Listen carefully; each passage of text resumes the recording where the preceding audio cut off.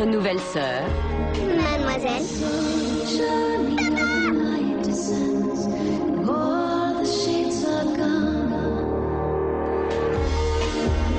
Vous n'êtes qu'une pauvre petite paysanne. Voilà! Allez-vous-en! Pardonnez-moi, Votre Altesse. Par pitié, je vous en supplie. Un nom. Qui est cette fille dont tout le monde ne cesse de parler? Le prince se plie à ses moindres caprices. Viendrez-vous m'y retrouver? Je ferai mon possible. Alors je vous y attendrai. Qu'est-ce qu'elle fiche ici? Vous êtes le prince héritier de France? Peut-être, mais j'ai le droit de vivre ma vie. Bonjour à tous et soyez les bienvenus pour une toute nouvelle vidéo d'État Critique. Qui n'a jamais rêvé du prince charmant? Enfin là je parle plus pour les mesdames, quoique c'est aussi valable pour certains mecs. Moi personnellement, je vous l'avoue, j'ai longtemps rêvé de rencontrer ma princesse, ma Dulcinée. Je l'attends toujours d'ailleurs. Et oui, Matt est un grand romantique et possède également un cœur à prendre. Enfin, je ne vais pas vous raconter ma vie, vous n'êtes pas non plus là pour ça. Les contes de fées, c'est quelque chose de vraiment ancré dans l'inconscient collectif. Si je vous dis contes de fées, il y a une histoire qui vous apparaît forcément en tête, c'est l'histoire de Cendrillon. Eh bien, aujourd'hui, en l'honneur de toutes ces personnes qui croient encore aux contes de fées, nous allons revenir en détail sur l'adaptation cinématographique qu'Hollywood nous a offert de ce magnifique conte de fées popularisé par les versions proposées par Charles Perrault et les frères Grimm. Aujourd'hui au programme donc, à tout jamais, une histoire de Cendrillon sortie en France le 10 février 1999, réalisée par Andy Tennant, à qui l'on doit les longs métrages Anna et le Roi avec Jodie Foster et Hitch, expert en séduction avec Will Smith. Au casting, du beau monde. Drew Barrymore dans le rôle de Cendrillon, même si dans le film elle n'est jamais nommée telle quelle. Angelica Houston dans le rôle de la belle-mère autoritaire. Et Dougray Scott, qui à l'époque n'est pas du tout connu, dans le rôle du prince charmant, le prince Henri. Nous retrouvons également Jeanne Moreau dans le rôle de la narratrice, la grande dame qui en fait raconte l'histoire aux frères Grimm. Alors avant de parler du film en lui-même, réintéressons-nous au conte de Cendrillon, histoire de se remettre un petit peu dans le bain. Ce qu'il faut savoir, c'est que le conte de Cendrillon n'a pas été imaginé à la base par les frères Grimm ou Charles Perrault. Il s'agit d'un conte qui trouve sa source au cœur de l'Antiquité. On ne sait pas bien qui a été le premier à la raconter, des Chinois ou des Européens, on ne sait pas. Ce dont on est sûr, c'est que jusqu'au XVIIe siècle, l'histoire s'est déclinée en de multiples versions sur tous les continents en fonction des cultures. La base de l'histoire est restée la même cependant, c'est-à-dire un personnage venant d'un univers pauvre et sombre accédant à la lumière et au trône. Les versions de Charles Perrault et des frères Grimm ont permis à ce conte ancien de connaître une seconde jeunesse, et pas n'importe laquelle, puisque dans l'imaginaire collectif, ce sont leurs versions qui sont restées. Je ne vais pas vous faire un comparatif des versions des deux auteurs, seulement sachez que c'est à partir de leur version que le nom Cendrillon va apparaître. Cendrillon en français étant un mélange de cendre et souillon. Le conte raconte comment une jeune femme, condamnée à être la servante de sa belle-mère, va devenir princesse au nez et à la barbe de ses belles-sœurs en étant choisie pour devenir l'épouse d'un prince à leur place. Avec le temps, le conte va connaître de nouvelles adaptations en fonction évidemment de l'émergence de nouveaux supports tels que le cinéma ou la musique.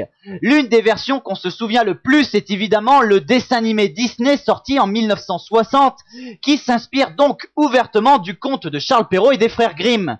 Notre film du jour n'a donc rien de particulièrement original dans le fond de son intrigue, puisqu'il constitue d'emblée une énième adaptation de ce conte. Néanmoins, il faut quand même savoir qu'il s'agit de la seule adaptation dite classique, c'est-à-dire avec des costumes d'époque et tout, qu'Hollywood a réalisé à ce jour. À sa sortie, À tout jamais était donc un petit peu attendu au tournant. Alors, de quoi parle À tout jamais? Eh bien, comme je l'ai dit, il s'agit d'une nouvelle adaptation de Cendrillon, donc l'histoire, vous la connaissez déjà. Nous suivons l'histoire de Danielle, jouée par Drew Barrymore, qui est une jeune femme moderne pour son temps, qui apprécie les choses simples de la vie, à l'inverse de ses deux belles-sœurs, qui sont deux gonzesses hautaines qui n'aspirent qu'à une chose, séduire le beau prince Henri. Danielle est aussi, depuis la mort de son père, devenue la servante de son horrible et détestable belle-mère. Un jour, le prince Henri rencontre par hasard Danielle, une attirance naît entre eux jusqu'à ce que l'héritier du trône de France décide de faire de la servante son épouse. Voilà, canevas qui reprend exactement la trame du classique de Perrault et des frères Grimm, à quelques différences près cependant. À tout jamais propose effectivement une Cendrillon qui, entre guillemets, a plus de couilles que ses différentes autres caractérisations. Drew Barrymore donne vie à une Cendrillon cultivée, jolie, qui n'a pas sa langue dans sa poche, bref, qui n'a rien de la victime qu'on connaît à l'origine. Son caractère surprend d'ailleurs le prince Henri, et c'est justement cette non-conformité au genre « sois belle et tais-toi » qui plaît au prince. L'histoire se veut plus réaliste donc et plus ancrée dans la réalité historique. La marraine la fée est ainsi remplacée par, attention les yeux, Léonard de Vinci. Oui, là, effectivement, ça peut surprendre.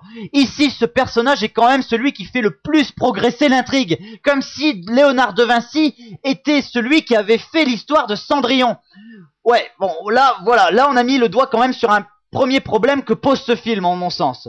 Il répond clairement à une volonté de vouloir s'ancrer dans une réalité historique. C'est tout à son honneur, et là je dirais l'intention de base est intéressante. Seulement en donnant à des personnages historiques des rôles comme ça, on en vient à douter de la crédibilité du produit final. À tout jamais va, en mon sens, trop loin dans son ancrage dans la réalité, et du coup passe quand même un peu à côté de sa cible. Heureusement, je dirais, ce point négatif, on peut arriver à le zapper pour peu qu'on décide de se dire que le reste est quand même pas trop mal foutu.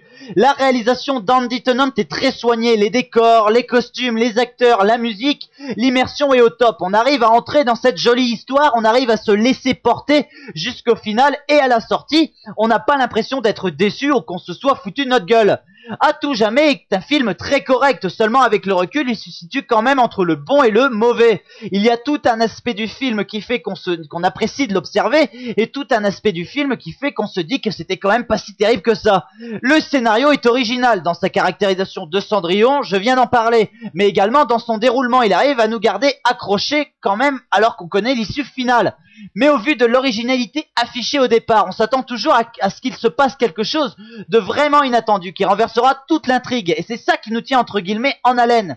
Seulement ce renversement n'arrive jamais, et c'est peut-être pour ça qu'on ressort avec ce léger goût amer, qu'on se dit ouais, il y avait de l'idée, c'était pas si mal, mais je sais pas, il y a quand même un petit truc qui fait que c'était pas si terrible quand même, voilà, c'est entre le bon et le mauvais, on sait pas trop.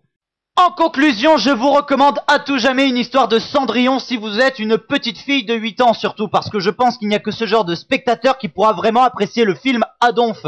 Pour les autres, je dirais regardez-le si vous n'avez rien d'autre à regarder, ce n'est pas une bousasse, c'est un film qui se regarde gentiment, mais qui ne reste absolument pas ancré dans les esprits. Il y a des idées sympathiques, il y a un travail sur le scénario, la mise en scène, le décor, tout ça c'est très soigné, les acteurs se sentent bien et s'impliquent correctement, simplement le rendu final laisse songeur, il manque un petit peu de folie, ça reste trop sage, ça ne décolle jamais vraiment. Voilà, ce film répond parfaitement à l'expression qui d'ailleurs ne veut rien dire du tout, mi-figue, mi-raisin. Voilà, faudra d'ailleurs qu'un jour quelqu'un m'explique pourquoi on dit mi-figue, mi-raisin pour dire que quelque chose n'est ni bonne ni mauvaise en gros.